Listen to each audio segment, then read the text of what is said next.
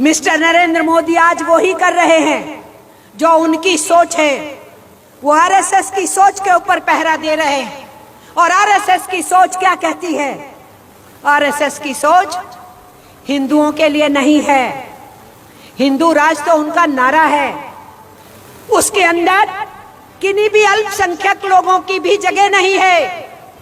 और किन्हीं भी, चाहे वो हिंदू समाज के लोग हो, जो इनके रास्ते का विरोध करेंगे, उनकी भी कोई गुंजाइश नहीं है।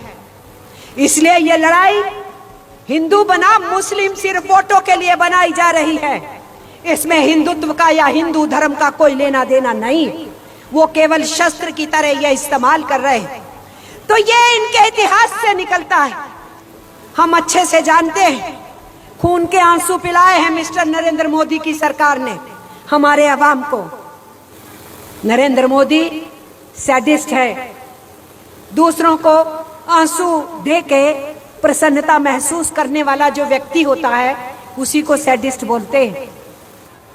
मिस्टर नरेंद्र मोदी की सरकार का रोल क्या था?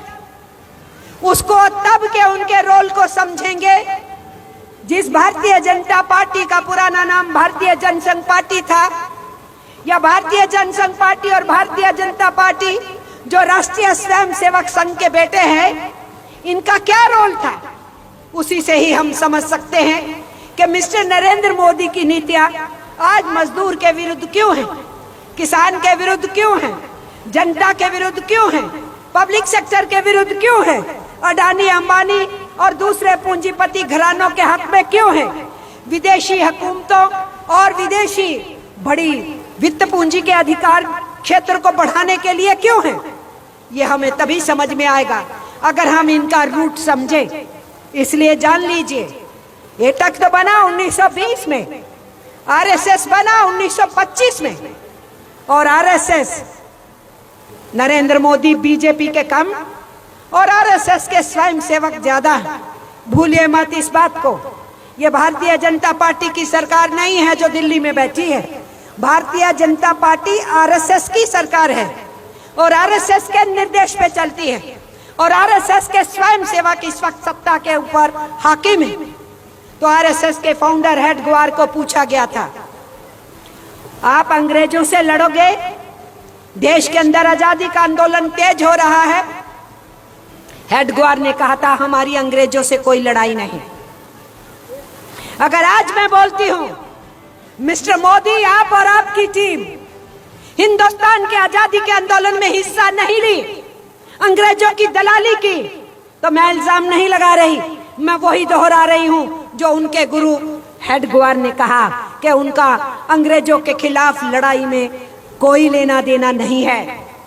उनसे पूछा गया, ये नौजवान तो फांसियों के तख्ते पर लटकने के लिए तैयार बैठे हैं, आप क्या कहते हैं? तो हेडगेवार ने कहा, ये नौजवान भटक गए हैं। भगत सिंह, सुखदेव, राजगुरु, बिस्मिल, अशफाकुल्लाह कहा, ये सब भटक गए हैं। चंद्रशेखर आजाद, वो भी भटक गए हैं, जो सीने में गोलियां खा के बाद में शहीद हुए थे। तो उनका मानना था ये भटक गए। तो फिर उनसे पूछा गया, तो आप क्या कहते हैं, आपके फिर दुश्मन कौन हैं? हेडगेवार ने क्या बोला? हेडगेवार ने बोला, आरएसएस के संस्थापक ने, कि हमारे दुश्मन ईसाई हैं, मुसलमान हैं और लाल झंडा है। अगर नरेंद्र मोदी कुछ महीने पहले अपने कार्यकर्ताओं को भाषण देते हुए बोलते हैं कि लाल झंडे वाले बहुत खतरनाक होते हैं, ये साम्यवाद बहुत खतरनाक होता है, इन लोगों से सावधान हो जाइए, इनसे मुकाबला करना है, तो वो आज का नरेंद्र मोदी नहीं बोल रहा। नरेंद्र मोदी अपने गुरु हेडगेवार की बात बोल रहा है। इसलिए हमें समझ लेना चाहिए, हम जो लाल झंडा लेके निकले, ट्रेड यूनियन आंदोलन बनाए, 1925 में जब आरएसएस बनी तभी कम्युनिस्ट पार्टी बनी, उससे 5 बरस पहले एटक बन चुकी थी। तो उस समय के अंदर आरएसएस अंग्रेजों की दलाली का रास्ता तय कर रही थी और कम्युनिस्ट पार्टी अंग्रेजों की हुकूमत को चैलेंज करने के रास्ते पे निकली थी।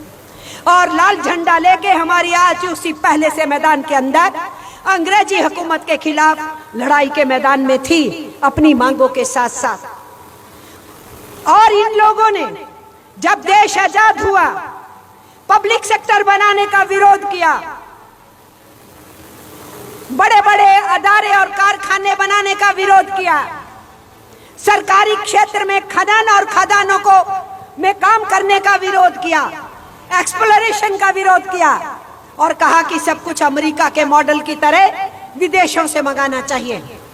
मिस्टर नरेंद्र मोदी आज वो ही कर रहे हैं जो उनकी सोच है। वो आरएसएस की सोच के ऊपर पहरा दे रहे हैं। और आरएसएस की सोच क्या कहती है?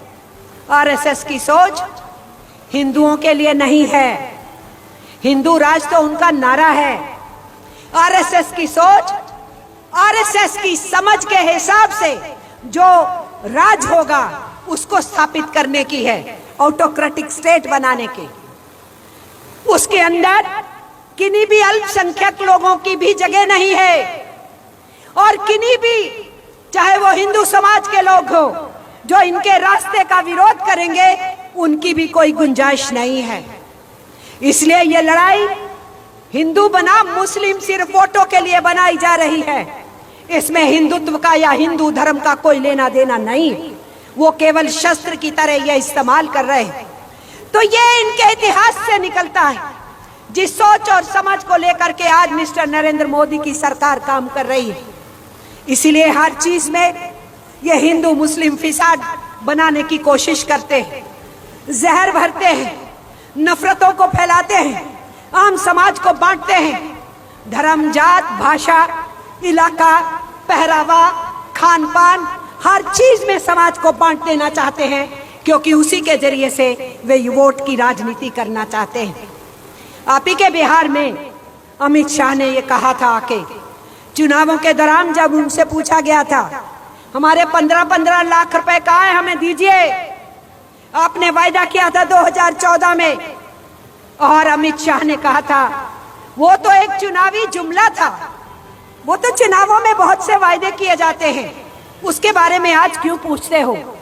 तो 15 लाख रुपए भी जुमला था, हर साल 2 करोड़ रोजगार पैदा करना भी जुमला था, और 100 दिन में बिजली पानी सब सस्ता हो जाएगा, महंगाई भी नीचे रुक जाएगी। वो सारे जुमले ही तो थे। जुमलों को पूरा कर नहीं सकते थे क्योंकि वो जुमले थे। इसीलिए समाज के अंदर अलग अलग नामों से समाज को बांटने का काम किया। और उसके साथ साथ किसानों की जमीन पे नजर लगी हुई है, हमारे सार्वजनिक क्षेत्र की जमीन बहुत है, उसके ऊपर नजर लगी हुई है। उस जमीन को ये अडानी अंबानी जैसे कॉरपोरेट घरानों को देना चाहते हैं, इसलिए हम पे हमला बोल रहे हैं।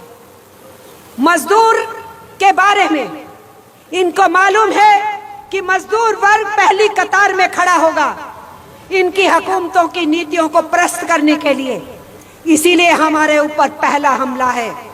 हमारे कानूनों को बदला जा रहा है, 4 कोड लाए जा रहे हैं, यूनियन को रजिस्टर कराना मुश्किल किया जा रहा है, यूनियन को डी रजिस्टर करना, डी रिकॉग्नाइज करना आसान किया जा रहा है, यूनियन के नेताओं के ऊपर सजाएं बढ़ाई जा रही हैं, मालिकों की सजाएं घटाई जा रही हैं, हमारे वेतन की भाषा को और उसकी परिभाषा को बदला जा रहा है, हमारे सारे कानूनों को एक बिल्कुल रद्दी कानूनों के रूप में तैयार किया गया है जो लेबर कोड है। एक एक धारा पे अगर चर्चा करें, हम डेलीगेट सेशन में बात करेंगे, तो उससे समझ में आता है कि मजदूर के ऊपर कितना बड़ा हमला है। तो आप ये समझ लीजिए, जब कोविड की महामारी आई, जब पूरा देश त्राही त्राही पे था, नरेंद्र मोदी ने कहा था मैं आपदा को अवसर में बदलूंगा। तो आपदा को अवसर में बदला, 4 घंटे के नोटिस पे लगा दिया लॉकडाउन। लोग घरों को नहीं पहुंच पाए, ट्रेनें बंद हो चुकी थी, बसें बंद हो गई थी। तब ऐसे समय में जो वायदा किया, कोई मकान मालिक तुमसे किराया नहीं मांगेगा, तुम बैठे रहो। 18 दिन में महाभारत जीत लिया था, 21 दिन में हम कोरोना जीत लेंगे। और लोग बेचारे बैठे हैं। जब उनको मकान मालिकों ने मजदूरों को निकाल के बाहर फेंक दिया, वो पैदल चले, हजारों मील पैदल चले हमारे श्रमिक। हम अच्छे से जानते हैं खून के आंसू पिलाए हैं मिस्टर नरेंद्र मोदी की सरकार ने हमारे अवाम को। हमारी महिलाएं, हमारे पुरुष, हमारे बच्चे हजारों मील चले, पैदल चले। हमारे मजदूरों के माथों के ऊपर कालक से पोता डिजास्टर मैनेजमेंट एक्ट तोड़ रहा हूं, जिनको जहां जहां पर रोक के किन्हीं जगहों पे जबरदस्ती ठहराया गया, उनके आगे खाने के पैकेट ऐसे फेंकते थे जैसे कुत्तों के आगे रोटी फेंकी जाती है। हमारे मजदूर रेल पटरियों पे कटे, बस हादसों में मरे, उनके ऊपर केमिकल छिड़के गए। हमारी महिलाओं ने सड़क के किनारों पे रुक करके पैदल चलते चलते रुक के वहीं प्रसव पीड़ा में बच्चों को जन्म दिया। हम कैसे भूल जाएं इस बात को। एक बच्चा कंधे पे है, एक गोदी में है, एक अटैची पे लेटा है, और वो महिला बेचारी चली आ रही है कि मुझे घर पहुंचना है। नरेंद्र मोदी सैडिस्ट है। दूसरों को आंसू दे के प्रसन्नता महसूस करने वाला जो व्यक्ति होता है उसी को सैडिस्ट बोलते हैं। इसलिए उस दौर के अंदर भी जब हमारे 23 करोड़ मेहनत कशों की एक ही लॉकडाउन की उंगली से, हस्ताक्षर से रोजी रोटी रुक गई थी, थम गई थी, उस पर्टिकुलर टाइम में भी मिस्टर मोदी की सरकार पूंजीपतियों की जेबें भरने में लगी हुई थी। 2020 मार्च में लगा लॉकडाउन। 2021 मार्च में एक साल जब पूरा हुआ, मोदी की सरकार के आंकड़े क्या बताते हैं? मोदी की सरकार के आंकड़ों से मालूम हुआ कि अंबानी ने 128% मुनाफा कमाया जब हमारे लोगों की रोजी रोटी छीनी हुई थी। मिस्टर अडानी ने 480% मुनाफा कमाया उसी एक साल के पीरियड में। उसी एक साल के पीरियड में इस देश के खरबपतियों ने 12.5 लाख करोड़ रुपए की पूंजी इकट्ठी की, जो स्पेशल उस समय उन्होंने अपनी पूंजी बढ़ाई। और उसी वक्त के अंदर हमारे देश के श्रमिकों की वेतन भी कटौती हुई, लॉकडाउन का वेज नहीं मिला, रोजगार छिन गए और घरों को वापिस आए। जिस मनरेगा के स्कीम को नरेंद्र मोदी खत्म करना चाहते थे, उसी मनरेगा की स्कीम में लोगों ने आकर के सांस लेके कुछ लोगों ने अपनी रोजी रोटी पाई। और नरेंद्र मोदी की सरकार ने उस मनरेगा का बजट भी लगातार घटाया है। इस पूरी दौड़ के अंदर अब जब उन्होंने श्रम कानूनों को बदलने की बात की है, तो बीड़ी मजदूरों के वेलफेयर बोर्ड को सोशल सिक्योरिटी के कानून में डंप कर दिया है। कंस्ट्रक्शन वर्कर्स के वेलफेयर बोर्ड को ईएसआई में और सोशल सिक्योरिटी के कानूनों के साथ डंप कर दिया है।